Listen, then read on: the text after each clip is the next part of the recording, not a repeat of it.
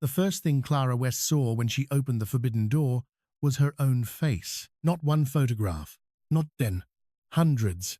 They covered the walls from the marble floor to the carved ceiling, pinned in neat rows, clipped to black strings, taped over maps, layered beside dates, street names, hotel receipts, school records, medical files, and grainy images taken from impossible angles.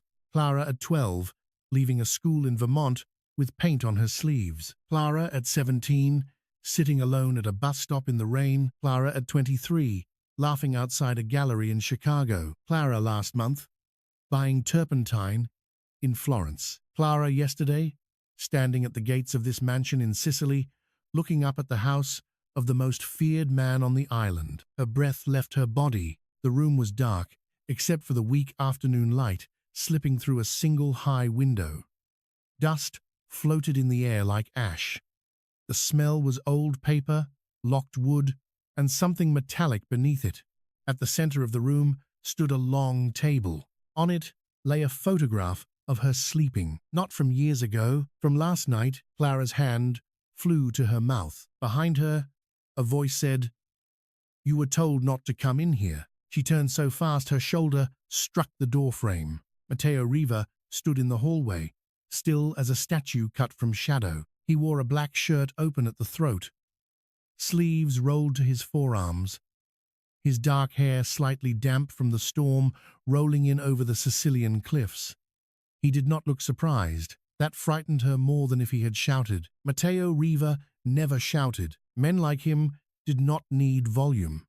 They had silence, money, guns, and the kind of patience that made other men confess before they were touched. Clara stepped backward into the room of photographs. "You sick bastard." Something moved in his eyes. Not anger, pain.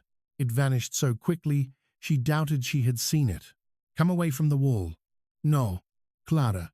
The way he said her name made her stomach twist.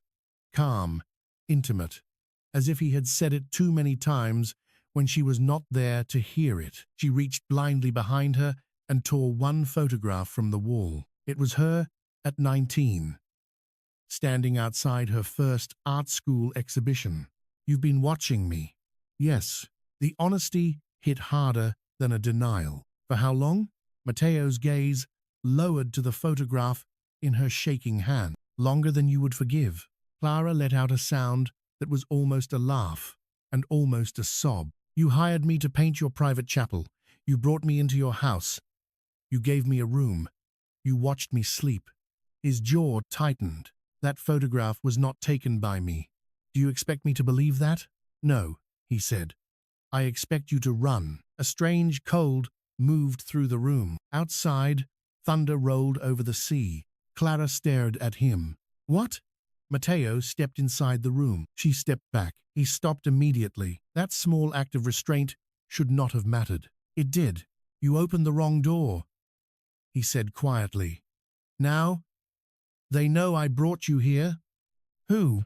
Before he could answer, a red light began blinking above the door. Matteo looked at it. For the first time since Clara had met him, his expression changed completely. Not fear, something worse. Calculation, sharpened by urgency. He moved toward the table, swept files into a leather case, then looked at her.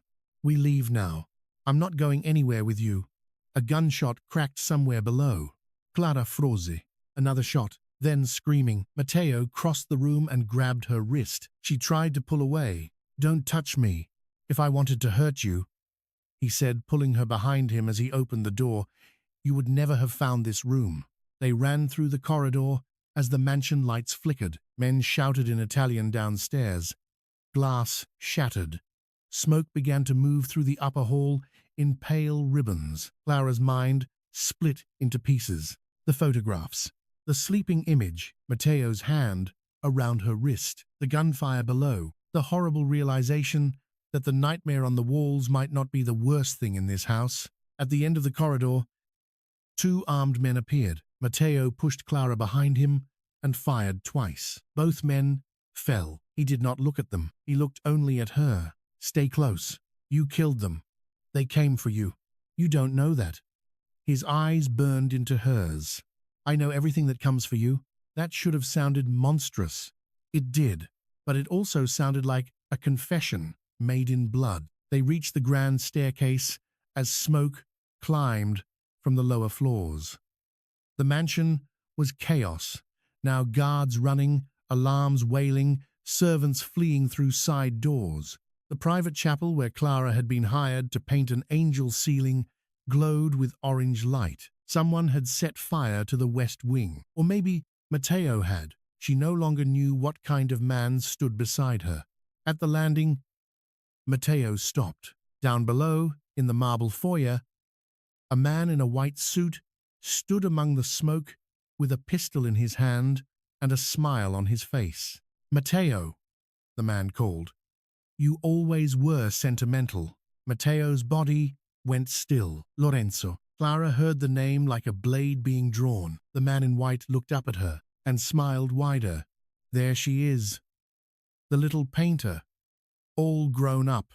Clara's blood turned to ice. She had never seen him before, but he looked at her as if he had been waiting all her life. Matteo stepped in front of her. Lorenzo laughed softly. "Still pretending you can save her? You should have left the girl buried in America." Clara whispered, "What is he talking about?" Matteo did not answer. Lorenzo lifted his gun. Matteo pulled Clara down just as the shot struck the wall behind them. Marble exploded. Matteo dragged her through a side corridor and into a service stairwell. They descended fast, smoke swallowing the air. At the bottom, he shoved open a steel door into the rain. Black SUVs waited in the courtyard. The sky had broken open over Sicily. Clara stumbled into the storm, coughing, barefoot now, without realizing she had lost her shoes. Matteo took off his jacket and threw it around her shoulders. She shoved it away. "Don't." He caught it before it hit the mud and put it around her anyway. "You can hate me when you're not freezing. You don't get to act protective after I found a shrine to my life in your house." It was evidence. It was obsession. His eyes flashed. "It can be both." The words landed between them, dangerous and too honest. Behind them, the mansion groaned. Flames climbed through the upper windows, turning the rain orange. A guard opened the SUV door. Clara looked back at the burning house, the locked room, the photographs, the proof of years stolen from her. Then, Matteo took a silver lighter from his pocket, handed the leather case to one of his men, and walked back toward the mansion. Clara stared. "What are you doing?" He did not turn. "Ending the trail." "You're burning your own house? It was never worth more than your life." Then Matteo Riva stepped through the smoke and disappeared into the mansion he had inherited from 3 generations of killers. Minutes later, the entire East Wing ignited. The room of photographs burned first. Clara watched through the rain as windows blew outward and fire consumed hundreds of versions of her face. She should have felt relief. Instead, she felt something far more terrifying. The photographs were gone, but whoever had taken them was still alive, and he knew she was no longer hidden. 3 days earlier, Clara had arrived in Sicily with 2 suitcases, a portfolio case, and the kind of exhaustion that came from saying yes to a job because rent was due and grief had made America too small. The commission had been impossible to refuse. A private restoration project. 6 weeks. A chapel ceiling in a cliffside mansion near Taormina, triple her normal fee, travel covered, materials covered, no press, no interviews, no questions. The client, Matteo Riva. Her agent had nearly dropped the phone. "Clara, this is either the best opportunity of your career or the beginning of a crime documentary." Clara had said yes anyway, because artists were not as romantic as people imagined. Sometimes they said yes because their bank accounts were empty and their mother's medical debts did not care about moral hesitation. Also because Clara had spent her entire life running from a feeling she could never name, a sense of being watched, not constantly, not dramatically, just enough to make her choose seats facing doors, enough to make her lock windows twice, enough to make her stop painting faces for almost a year because every portrait began to look like someone searching for her. When she arrived at Matteo's mansion, the first thing she noticed was the silence. Not peaceful silence, obedient silence. The estate sat on a cliff above the Ionian Sea, all honey-colored stone, black iron balconies, cypress trees, and storm-worn statues staring out over the water. It was beautiful in the way dangerous things often are. Too controlled, too lonely, too expensive to belong to anyone harmless. Matteo met her in the chapel. He did not offer a hand. He stood beneath the unfinished ceiling, looking up at the faded angels as if heaven had personally disappointed him. "You're late," he said. "Clara had been awake for 26 hours. And you're rude." The two guards near the chapel doors looked at her as if she had just stepped off a ledge. Matteo lowered his gaze. His eyes were dark, not black. Something warmer beneath the darkness, like coffee held over flame. His face was severe, impossibly composed, all sharp lines and controlled restraint. "You speak to clients that way?" "Only the ones who greet me like customs officers." A pause. Then, almost imperceptibly, his mouth moved, not a smile. "The ghost of one. Your room is prepared. You'll begin tomorrow. I'd like to see the damage first. You've traveled enough." "I've traveled to work." He studied her. Clara held his gaze, though everything in her body warned her to look away. Finally, he turned and gestured to the ceiling. The chapel smelled of salt, wax, and old incense. The fresco above had once been magnificent. Angels in pale blue and gold, clouds breaking around a painted sun, but smoke damage had darkened the faces. Water had split the plaster. One angel near the center had been scratched nearly beyond recognition. Clara stepped closer. "This wasn't age," she said. "No." "Fire?" "Yes." "How long ago?"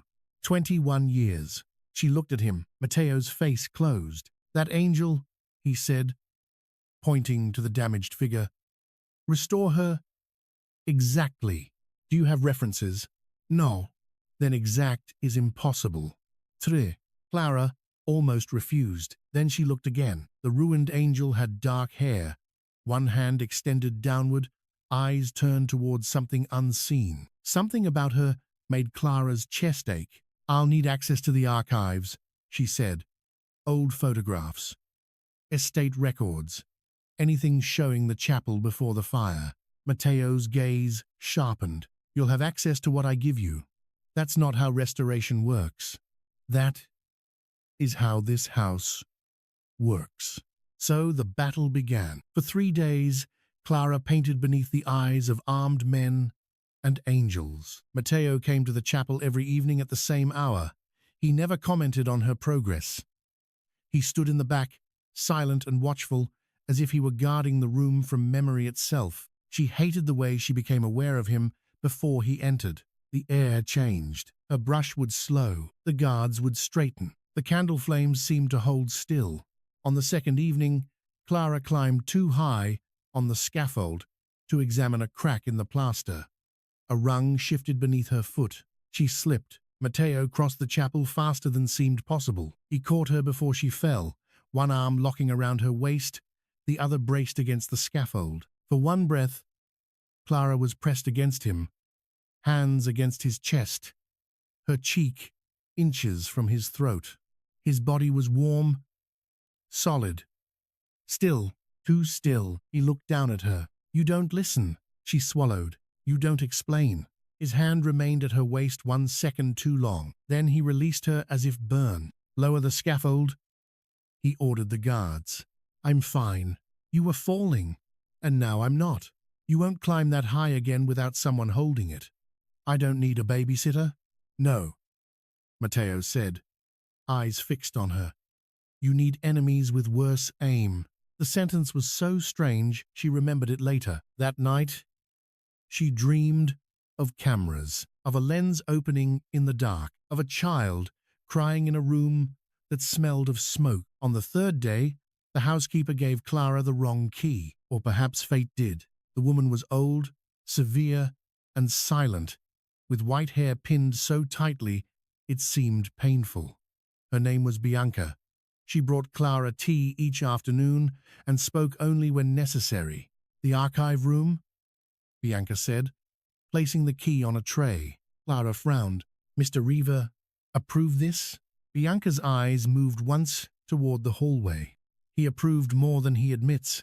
The key did not open the archive. It opened the room of photographs, and now the mansion was burning because of it. The safe house stood on the edge of a stormy olive grove 30 miles inland. It was not a cottage. Men like Matteo Riva did not own cottages. It was a fortified farmhouse with steel shutters, hidden cameras, and a cellar that looked like it had been built for wine, but prepared for war.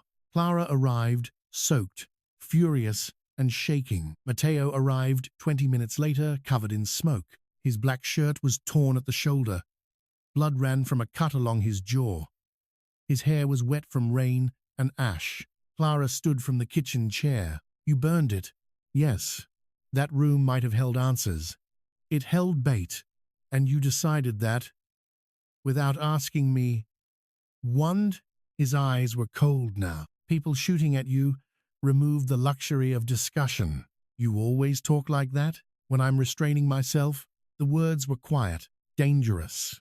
The kitchen fell silent. His men looked away. Clara hated that they were afraid of him. She hated more that she was not afraid enough. Matteo took a step closer. She forced herself not to step back. You think I built that room because I wanted to own you? He said. Didn't you? No. But you did watch me. Yes. You collected my life. I collected the men following it. Then why were my photos on the wall? Because whoever wants you has been building a timeline. I was rebuilding it before they finished. Clara's throat tightened. Who is Lorenzo? Matteo's gaze shifted to the rain, striking the dark window. My cousin. Of course. In stories like this, monsters were never strangers. What does he want with me? That is what I was trying to learn before you opened the door. Don't blame me for finding your nightmare room. I blame myself for letting you reach it. The admission disarmed her, only for a second. Then, a man entered with the leather case Matteo had saved from the fire. He placed it on the table and left. Matteo opened it. Inside were files, photographs, and a small silver object wrapped in cloth. Clara recognized it before he fully uncovered it. A paintbrush, not one from now, a child's brush, red handle. Dried blue paint near the ferrule. Her mother had kept it in a memory box after the fire that killed Clara's father. Clara stepped closer. Where did you get that? Matteo watched her face. From Lorenzo's apartment in Palermo. My father died in a house fire in Vermont. No, Matteo said. Your father was murdered in a staged fire in Vermont. The world went soundless. Clara gripped the edge of the table. I was 6. I know. You don't know anything. I know the first photograph of you was taken 2 days after the fire. Her breathing became shallow. The farmhouse kitchen tilted. Matteo moved toward her, then stopped himself. Sit down. No, Clara, stop saying my name like you have the right. His face tightened. I don't have the right. I have the responsibility. Why? For once, he did not answer quickly. Rain battered the windows. Finally, Matteo said, because your father saved my life the night he lost his. The truth came in pieces. Matteo told it like a man cutting glass from his own hands. 21 years ago, when Matteo was 17, his father, the old head of the Riva family, had been at war with the Vitales. Lorenzo's mother had been born a Vitale before marrying into the Riva bloodline, turning every family dinner into a map of divided loyalties. Clara's father, Daniel West, had not been a painter, as she believed. He had been an art forger, a brilliant one. He could reproduce Renaissance saints so perfectly that museums insured lies for millions. He worked once for the Rivas, once for the Vitales, then disappeared to America with Clara's mother and a secret both families wanted. What secret? Clara whispered. Matteo unwrapped the last object in the case, a small painting, no larger than a book cover, a child's portrait. Clara stopped breathing. It was her, at 6 years old, paint in her hands, blue on her cheek, looking not at the painter, but past him, as if she had seen someone in the doorway. My father painted this? Yes. Why does Lorenzo want it? He doesn't want the painting, Matteo said. He wants what is hidden beneath it. Clara looked closer. Beneath the child portrait, faint lines showed through the paint. A map. Matteo's voice lowered. Your father hid the location of the Riva inheritance ledger inside your portrait. Inheritance? Names, accounts, land transfers, blood debts, proof of who betrayed whom during the war, enough to destroy Lorenzo's claim to half of Sicily, and you? Enough to destroy mine too. That answer changed something. Clara looked at him. Then why protect me? His eyes held hers. Because I know what it is to be a child used as a lock for adult sins. For a moment, the cold Mafia Boss vanished, not softened. Never softened, but revealed. A boy in a burning house. A man made from ruins. Clara looked away first. What happened? The night of the fire. Your father tried to bring me the ledger. Lorenzo's men followed him. The house burned. Your father got me out through a cellar window. Then he went back for you. Clara closed her eyes. She remembered smoke, strong arms, her mother screaming, a man's voice saying, "Not here, not her." She had always thought it was her father. What happened to my mother? Matteo's silence was answer enough. No, Clara said. She survived the fire. No. She entered witness protection. Clara turned on him. My mother died when I was 8. She died in a car accident under another name when you were 8. The room blurred. She left me? She left you hidden. There's a difference? Matteo's expression did not change, but his voice did. Yes. One is abandonment. One is sacrifice.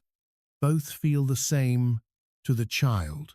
That was the cruelest truth anyone had ever given her. Clara stepped back from the table. I want to leave. No. The word was immediate. Her eyes flashed. You don't get to lock me up. I get to keep you breathing. I would rather breathe alone. You've never been alone. She slapped him. The sound cracked through the kitchen. Every armed man in the room froze. Matteo's face turned slightly with the force of it. Slowly, he looked back at her. No rage, no threat, only a dark, stunned stillness. Clara's hand trembled. I was alone every day of my life, she whispered. If someone watched, they watched me suffer. Then she walked out. No one stopped her. Outside, the storm had softened into cold rain. Clara crossed the courtyard and stood beneath an olive tree, shaking so hard she could barely breathe. Minutes passed. Then Matteo appeared behind her. Not too close. Never too close now. I deserve that, he said. Yes. I deserve worse. Yes. I cannot let you leave. She laughed bitterly. And there he is. If you walk into the open, Lorenzo will take you. I don't believe you. You do. She hated him for being right. He stepped into her peripheral vision. Rain slid down his face, washing blood from his jaw. I will make you a bargain. I don't make bargains with criminals. You came to Sicily for one. She glared at him. Your honesty is exhausting. So is your refusal to survive. For a second, something almost human passed between them. Then he said, Stay until we recover the original ledger. After that, I will put you on any plane you choose. No guards, no surveillance, no Riva name following you. And why would I trust that? Because if I wanted a prisoner, I wouldn't have given you the truth. Clara looked at the dark hills beyond the safe house. The truth had made the world bigger and more dangerous. But it had also made her childhood grief into something with edges. Something she could finally touch. What do you need from me?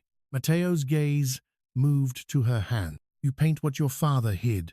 The next week became a strange kind of captivity. Clara worked in the cellar studio beneath the farmhouse, restoring the child portrait under Matteo's watch. Not because he did not trust her, he said, but because the painting could not leave his sight. She told him that was the same thing. He did not argue. The cellar smelled of oil, paint, stone, and old wine. Matteo sat across the room each night with a gun on the table and business papers in his lap, pretending not to watch her. Clara pretended not to notice when he did. Their conversations were knives at first, then needles, then something more dangerous. Question. What did you want to be before all this? She asked one night. Matteo did not look up. Alive. That's not an answer. It was at 17.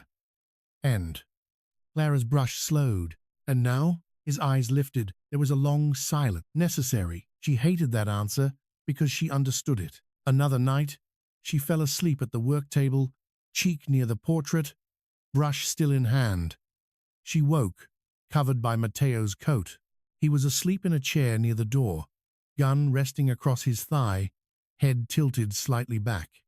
In sleep, the hard lines of his face loosened just enough to reveal exhaustion. Not peace, never peace. Clara watched him longer than she should have. Then he opened his eyes, instantly alert. Their gazes met in the dim cellar light. Neither spoke. Something passed between them that had no safe name. The next day, jealousy entered like poison in silk. Her name was Sofia Greco, a widow, apparently. A financier, probably. Beautiful? Definitely. She arrived in a cream dress and red lipstick, stepping from a black car as if the safe house belonged to her. Matteo met her in the courtyard. They spoke in low Italian. Sofia touched his sleeve once. Clara watched from the cellar window and hated herself for caring. That evening, Sofia came down to see the painting. So, you are the famous Clara, she said. I didn't know I was famous. Among men who should know better. Clara looked toward Matteo. His face was unreadable. Sofia smiled. Matteo has always had a weakness for damaged art. Clara looked back at her.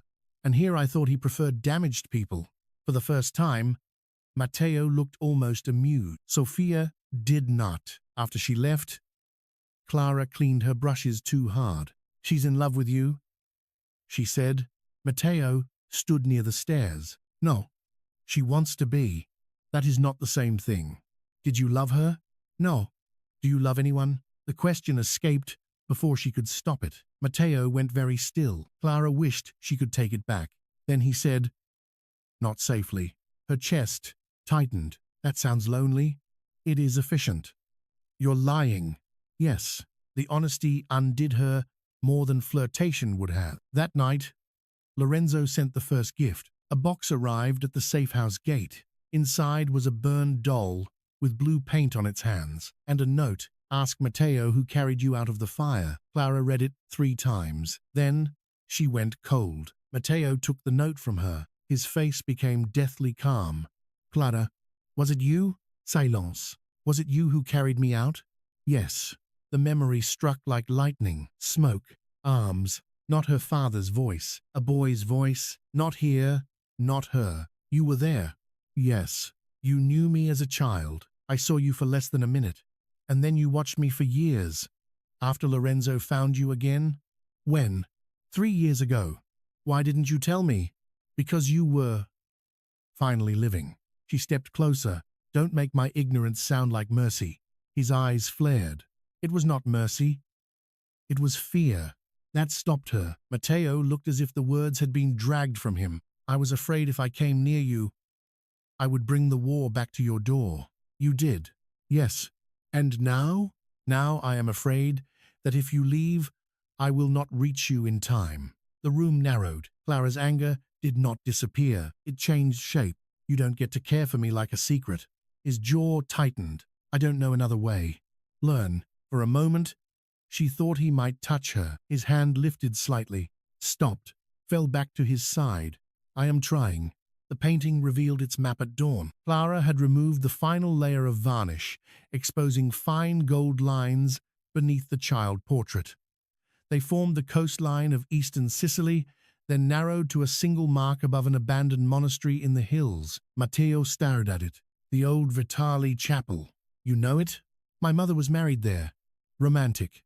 She was murdered there too. Clara looked at him. Matteo's face gave nothing away, but his hand closed once at his side. They left before sunrise. 3 SUVs moved through foggy mountain roads, headlights cutting through grey dawn. Clara sat beside Matteo in the back seat. Between them lay the restored painting in a steel case. "You don't have to come inside," Matteo said. "You need the painter. I need you alive. You promised not to decide what I can survive." His eyes moved to hers, a slow surrender. "Yes." At the monastery, the air smelled of wet stone and wild rosemary. The chapel had no roof. Vines grew through broken arches.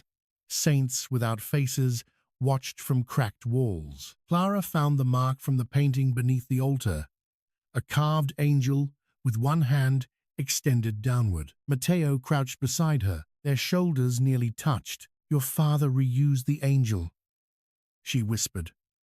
"The one in your chapel." "Yes." "Why?" "Maybe he knew I would recognize it." Together, they opened the hidden compartment. Inside was the ledger and a small envelope addressed to Clara. Her hands shook as she opened it. Inside was a photograph. Her father, her mother, Clara at 6, and Matteo at 17, standing awkwardly at the edge of the frame, bruised, unsmiling, alive. On the back, her father had written, "If she ever has to know, tell her he tried." Clara looked at Matteo. "What did you try?" Before he could answer, the first shot rang out. Matteo pulled her behind the altar as bullets struck stone. Lorenzo's men poured into the chapel from the broken archways. Matteo's guards returned fire. The sacred ruin became a battlefield. Clara crouched behind the altar, clutching the ledger, ears ringing, dust falling into her hair.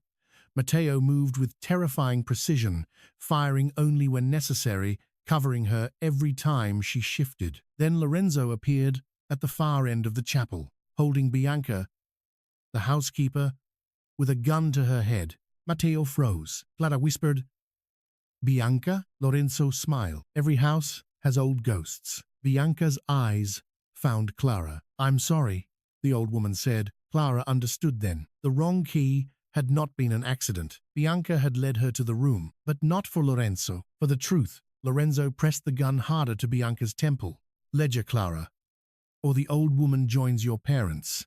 Matteo's voice was low. "Do not." Clara looked at him. He knew what she was about to do. "No," he said. "No commands," she whispered. Then Clara stood with the ledger in her hands. Lorenzo's eyes lit. "Good girl." Matteo's entire body changed at that phrase. "Do not speak to her like that." Lorenzo laughed. "There he is, the Riva dog, finally showing his teeth." Clara walked forward. Every step felt impossible. When she was close enough, Lorenzo shoved Bianca aside and reached for the ledger. Clara opened it and tore the first page out. Everyone froze. Lorenzo's smile vanished. Clara tore another, then another. "You stupid. You don't want the paper," she said, voice shaking but clear. "You want the names." She reached into her coat and pulled out the child portrait. "I painted them into the restoration." Matteo stared at her. "So did Lorenzo." Clara smiled through terror. "You should never underestimate an artist with trust issues." Then she threw the ledger into the chapel's fire pit, where Matteo's men had lit a small flame for light. The pages caught. Lorenzo screamed and lunged. Matteo moved. The violence that followed was not beautiful. It was fast, brutal, and final. Matteo hit Lorenzo like 21 years of smoke and blood had been waiting in his fist. They crashed into the altar steps. Lorenzo drew a knife. Matteo took the cut across his ribs without flinching and broke Lorenzo's wrist against stone. Clara stood frozen as the two men fought in the ruined chapel. Then Lorenzo pulled a hidden gun, aimed at Clara. Matteo saw. He turned his body before thought could exist. The shot hit him in the shoulder. Clara screamed. Matteo staggered but did not fall. His eyes went black. He crossed the space between them and ended the fight with one controlled, devastating blow that left Lorenzo unconscious at his feet. Then he turned to Clara. Blood soaked his shirt. "You're hurt," she whispered. He looked almost annoyed. "Yes, you got shot. I noticed." She rushed to him. His men moved toward Lorenzo, but Clara saw the second weapon first, a small blade in Lorenzo's left hand as he stirred on the floor. "Matteo," She grabbed the fallen gun and fired. The shot struck the stone beside Lorenzo's head. Everyone stopped. Clara's hands shook violently. Lorenzo froze, eyes wide. Matteo looked at her with something like awe. Clara kept the gun pointed. "I said," she whispered, "don't move."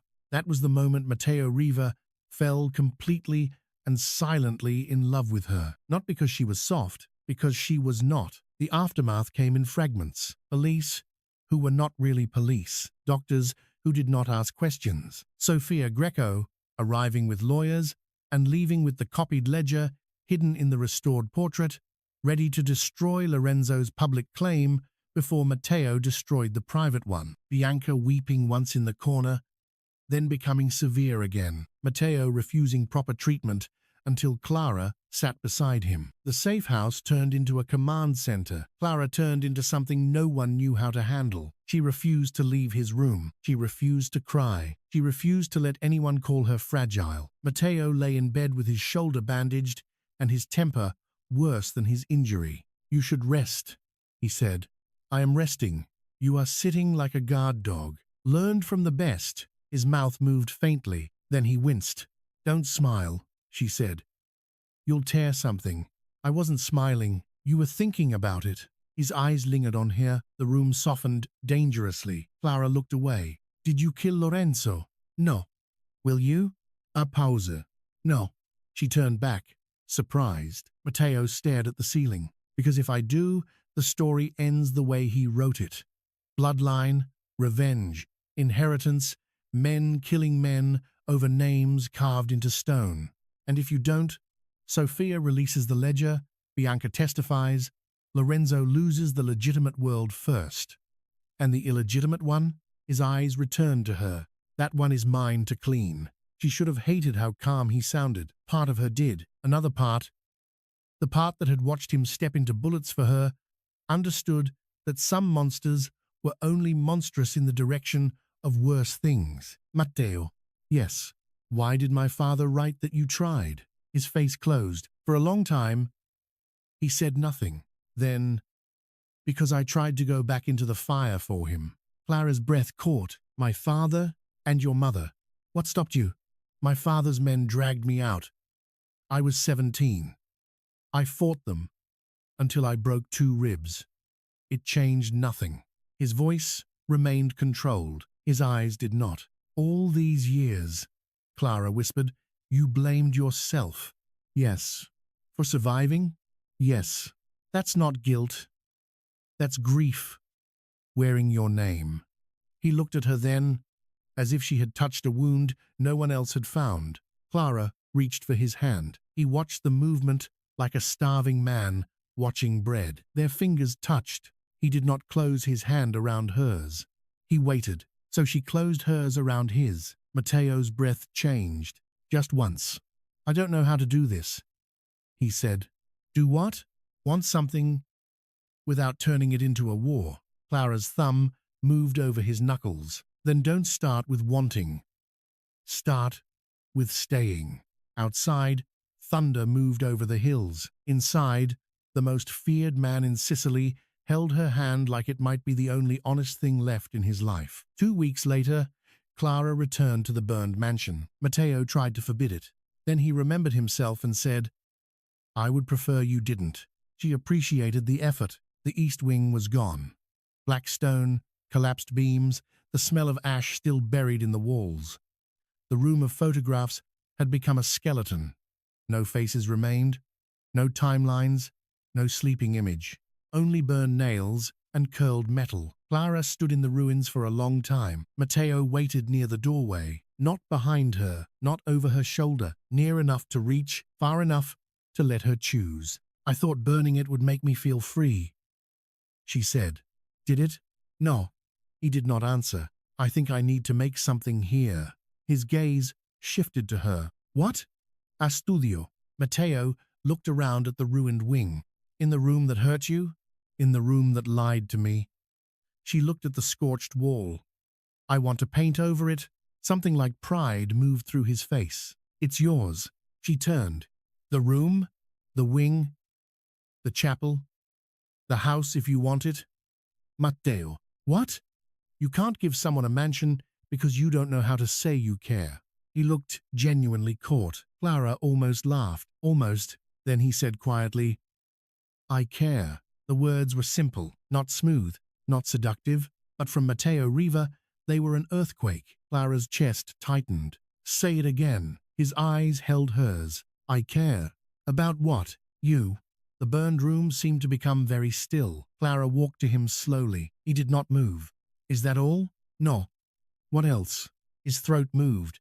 I am afraid of you. That was not what she expected. Me? What I become if I lose you.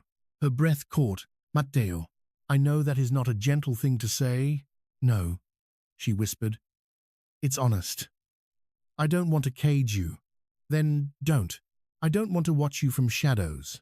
Then stand in the light. His eyes lowered to her mouth, then returned to her eyes. May I touch you? The question nearly broke her. This man who had ordered killers, burned houses, moved men and money across continents, asking permission like her answer could ruin him. Clara nodded. Matteo lifted his hand and touched her cheek. Not possessively, not carefully enough to be distant, reverently, as if her face was not something he had seen in photographs for years, but something he was finally allowed to know. Clara closed her eyes. The kiss, when it came, was not soft. It was restrained. A storm held behind locked doors. His mouth touched hers once, then stopped, waiting for refusal. Clara gave him none. She rose on her toes and kissed him back. Matteo's hand trembled against her cheek, only slightly. Enough.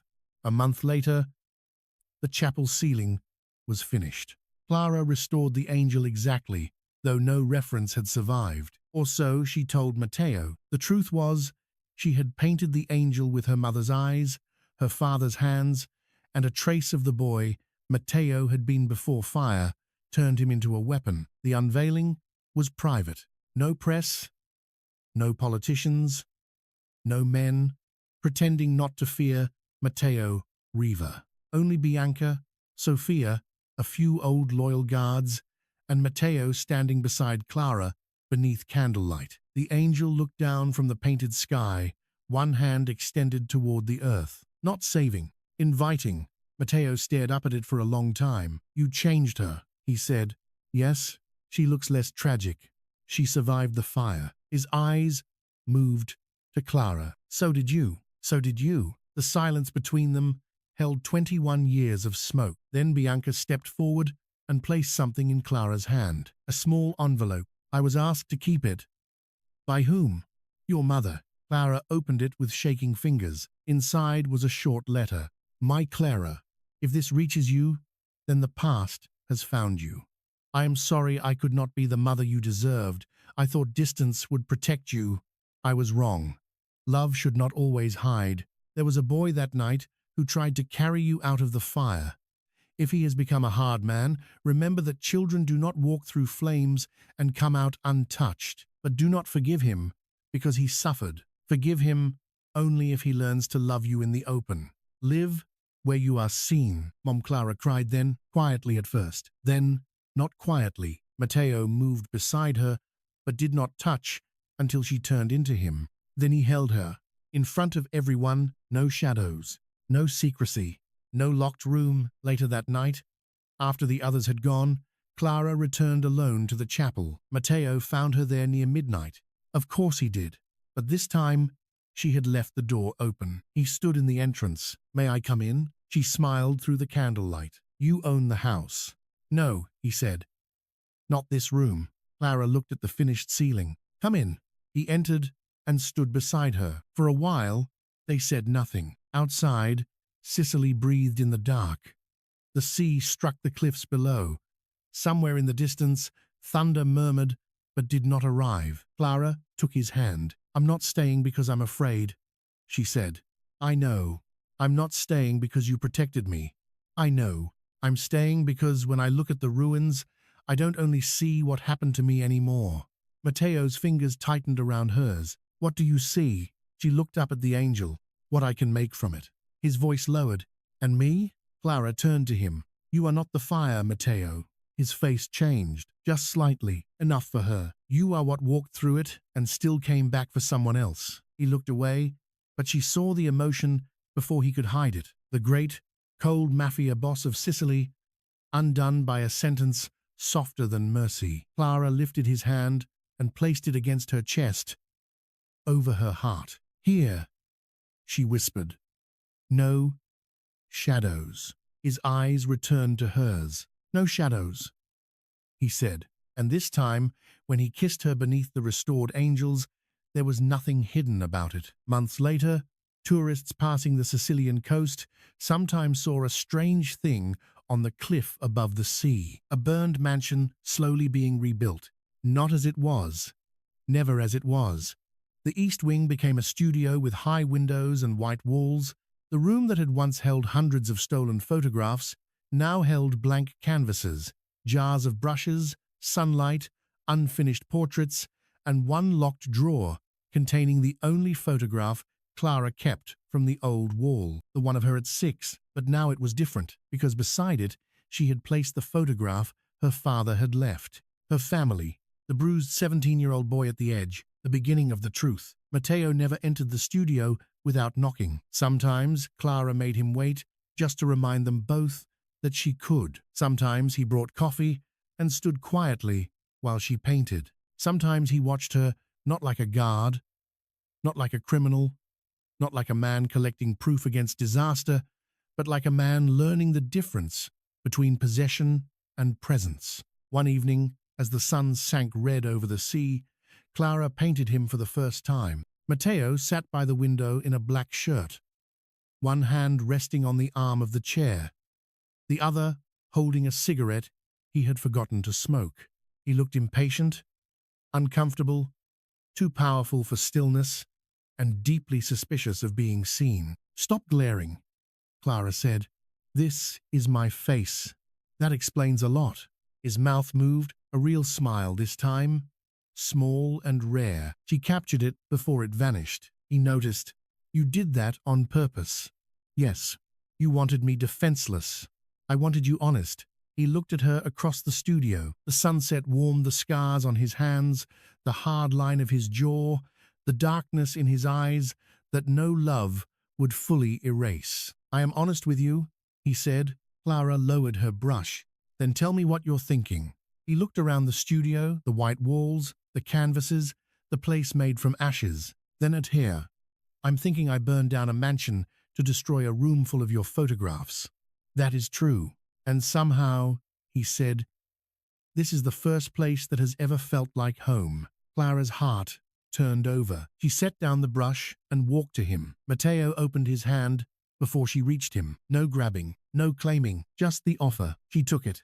Outside, the sea darkened. Inside, the studio filled with the last gold light of evening. The old room of surveillance was gone. The hunted girl was gone. The man in the shadows was learning to stand where she could see him. And on the canvas, beneath Clara's careful hand, Matteo Riva became something no enemy, no family, no fire, and no bloodline had ever allowed him to be. Not a monster, not a savior, not a king, a man, loved in the open. And when Clara leaned down to kiss him, the mansion behind them did not feel haunted anymore. It felt unfinished, which, Clara thought as Matteo pulled her gently into his lap and the sun disappeared into the Sicilian sea, was just another word for alive.